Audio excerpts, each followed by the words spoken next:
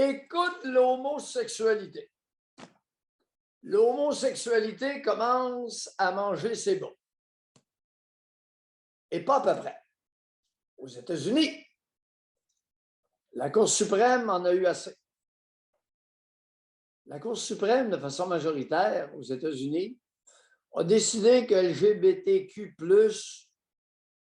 vous êtes allé assez loin. On va ramener le pendule d'une extrémité plus vers la médiane. Alors, Laurie Smith, c'est une femme qui crée des sites Internet. Elle s'est tannée d'un cossin de loi au Colorado. Un cossin de loi qui faisait quoi au juste? Un cossin de loi qui interdisait à des commerçants de rendre des services commerciaux supposément de façon discriminatoire envers les homosexuels. Bon. Sous peine, 500 $ d'amende. Ça, je pense que l'amende était trop. Qu'on incite les personnes à être accueillants, c'est une chose. Mais vos mesures autoritaristes, là, vous allez vous baiser. J'aime autant vous le dire. Les autoritareux ont une demi-vie très courte. Toujours est-il que la Cour suprême dit non. Terminé. Vous avez un commerce et se présentent des individus homosexuels, puis ça ne vous tente pas de leur vendre un service. C'est bien une valeur, allez voir ailleurs. Oh, LGBTQ commence à manger ses bas aux États. Je vais vous donner un exemple. Joël Legendre se présente dans une pâtisserie.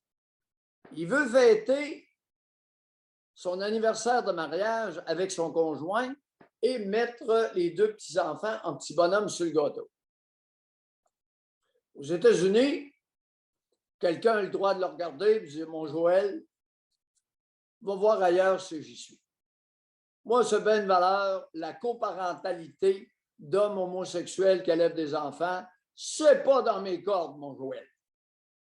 Et j'ai le droit de te le dire. Fait que va voir ailleurs si j'y suis. Ton gâteau, là, va le commander ailleurs. Aux États-Unis, ça va être permis. Oui, exact. Bon, si j'ai bien compris. Je vous donne un autre exemple. Catherine Levac, bien connue, dont la conjointe et sa conjointe, c'est Chloé Robichaud. Il y a 2 ans, elle lui fait une déclaration publique. Merci, Chloé, de me faire l'honneur d'être la mère de mes enfants. Là, elle se présente à la pâtisserie, elle veut faire mettre ça sur un gros gâteau d'anniversaire de mariage ou d'anniversaire de vie commune avec Chloé. Évidemment, avec la paire de jumeaux. Mais là, c'est un peu confondant, là. Là, elle a remercié Chloé, sa conjointe, d'être la mère de ses jumeaux, alors que c'est elle qui les a portés. Je suis un peu fourré, honnêtement. Parce que ça se peut que Chloé soit la mère, la génitrice des jumeaux et que Catherine Levac ait été porteuse de 2 embryons transplantés de Chloé dans son ventre. Oui, je comprends. Et je déteste être pris dans ce genre de situation. Je déteste la désinformation, la fake news. Hey, t'es la mère ou t'es pas la mère des 2 gamins? Là, il va falloir que tu te branches, puis prends-nous pas pour une gang d'imbéciles. Mais Doc, je suis ambivalente, moi, avec cette décision-là.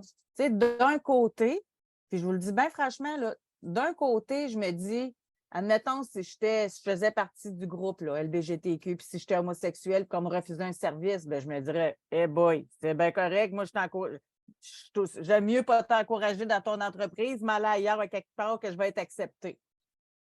Mais d'un autre côté, c'est vraiment discriminatoire. Tu sais, dans le sens, on va-tu faire ça si quelqu'un ne veut pas servir un noir, si quelqu'un ne veut pas servir un arabe, on revient-tu à la même ritournelle? Ah, ben c'est mon choix, c'est mon entreprise, je vends à qui je veux. Tu sais, je trouve ça Oublie pas, discriminatoire. oublie pas que c'est l'État du Colorado qui a mis le feu au-dessus du baril de poudre. Alors, aux États-Unis, Catherine Novak, avec son histoire de nous mêler concernant l'origine de ces deux jumeaux qui ont nécessairement un géniteur, que ça lui plaise ou pas. Alors, vous avez beau jouer au jeu que vous voulez, aux États-Unis, ça ne passera pas. Quelqu'un pourrait dire, hey, vous êtes tombés niaiseuses, vous autres, aux États. Non, ne m'intéresse pas de travailler pour vous autres. Ça n'a pas de maudit bon sens, cette niaiserie-là. Aux États-Unis, ça va pouvoir se dire. Ah oui, ah oui. Liberté d'expression. Maintenant, ici chez nous, le glas a sonné. LGBTQ+, avec nul autre que Barbada. Barbada, je vous annonce que ça ne passera pas. C'est pas vrai qu'un détraqué caricaturant outrancièrement une femme va commencer à faire sa propagande auprès des enfants. Et je dis bien propagande, parce qu'il s'agit là de propagande.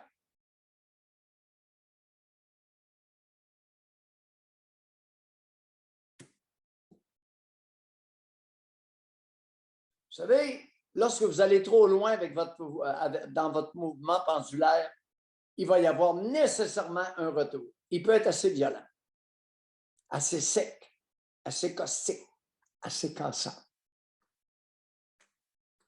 C'est pas vrai, LGBTQ+, que vous allez museler tout le monde. Non. Non. La liberté d'expression est trop précieuse en Amérique pour la perdre aux mains de LGBTQ+.